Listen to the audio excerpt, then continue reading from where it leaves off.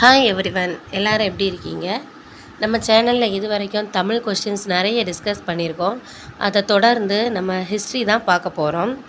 ஹிஸ்ட்ரியில் உள்ள chapter and கொஸ்டின்ஸை discuss பண்ணுறதுக்கு முன்னாடி நம்ம சேனலை இப்போ தான் புதுசாக பார்க்குறீங்கன்னா லைக் அண்ட் ஷேர் பண்ணிக்கோங்க. இது வரைக்கும் சப்ஸ்கிரைப் பண்ணாதவங்க சப்ஸ்கிரைப் பண்ணிக்கோங்க. கூடவே பெல் பட்டனையும் கிளிக் பண்ணிக்கோங்க. அப்போ தான் நம்மளோட வீடியோஸ் தொடர்ந்து உங்களுக்கு அப்டேட் ஆகும். பிரம்ம சமாஜம்ங்கிறது இந்தியாவிலேயே முதன்முறையாக கொண்டு வந்த சீர்திருத்தம். இந்த சீர்திருத்தம் யாரால் கொண்டு வரப்பட்டது அப்படின்னா ராஜாராம் மோகன் ராய் என்பவரால் தான் கொண்டு வரப்பட்டது.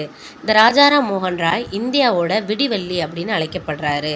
1772ஆம் ஆண்டு வங்காளத்தில் ஹியூக்லி அப்படிங்கிற மாவட்டத்தில் பிறந்திருக்காரு. இவர் ரொம்ப வசதியான வீட்டு பிராமண குடும்பத்தை சேர்ந்தவர் அப்படின்னு சொல்லப்படுறாங்க. இவர் தான் சீர்திருத்த முன்னோடியாக திகழ்ந்திருக்கிறாரு. ராஜாராம் மோகன் ராய் பல மொழிகளை கற்றுத் தேர்ந்ததாக சொல்லப்படுது. அரபிக், சமஸ்கிருதம், பாரசீகம், பிரெஞ்சு, ஆங்கிலம், லத்தீன், கிரேக்கம், ஹீப்ரு போன்ற பல மொழிகளையும் கற்றுத் தேர்ந்ததாக சொல்லப்படுது. ராஜாராம் மோகன் ராய் தனக்குத்தானே ஒரு முஸ்லீம் குழந்தையை தத்தெடுத்து வளர்த்துருக்கிறாரு.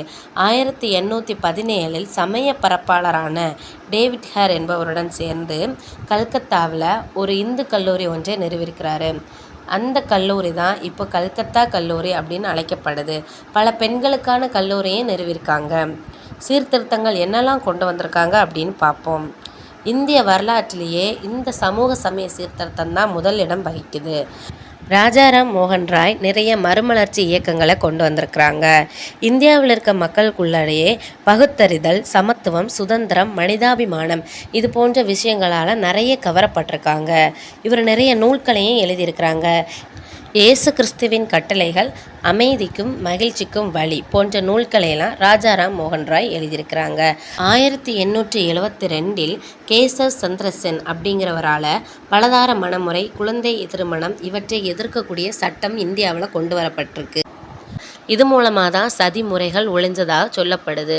சதி முறைகள் என்னென்னா அப்படின்னா உடன்கட்டை ஏறுதல், பெண் சிசு கொலை, பலதார முறை, குழந்தை திருமணம் ஆதி காலத்துலலாம் நிறைய இருந்ததாக நம்ம ஹிஸ்ட்ரியில் நிறைய படிச்சிருப்போம்.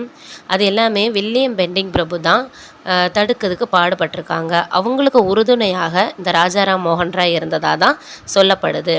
ஸோ பிரம்ம சமாஜம் அப்படிங்கிற பேர் எப்படி வந்ததுன்னு பார்க்கலாம். இந்த ஆத்மீய சபையோட பெயரை மகரிஷி ரவீந்திரநாத் தாகூர் அப்படிங்கிறவர் தான் பிரம்ம சமாஜம் அப்படின்னு பேர் மாற்றினதாக சொல்லப்படுது.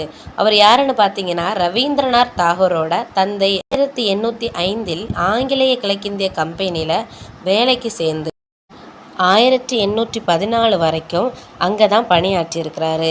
அவருடைய 40 வயது வரைக்கும் வேலை செஞ்சுட்டு அதுக்கப்புறம் சமுதாய பணியில் ஈடுபட்டு இந்த மாதிரியான சீர்திருத்தங்களை கொண்டு வந்திருக்கிறாரு ராஜாராம் மோகன் ராய். முகலாய மன்னர் 2ஆம் அக்பர் அப்படிங்கிறவர் தான் ராஜா அப்படிங்கிற பட்டத்தை இவருக்கு வழங்கினதாக சொல்லப்படுது.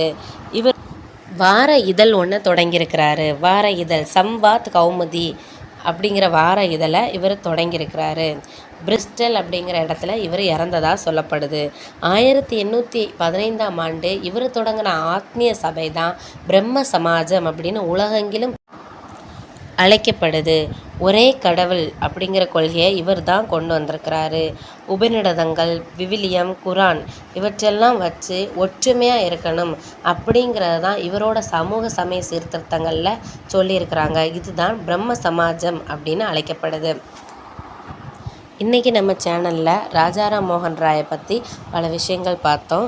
இனி தொடர்ந்து ஹிஸ்ட்ரியில் நிறைய சாப்டர்ஸை நம்ம பார்க்கலாம். இந்த தகவல்கள் உங்களுக்கு யூஸாக இருக்கும்னு நம்புகிறோம். Thank you for all.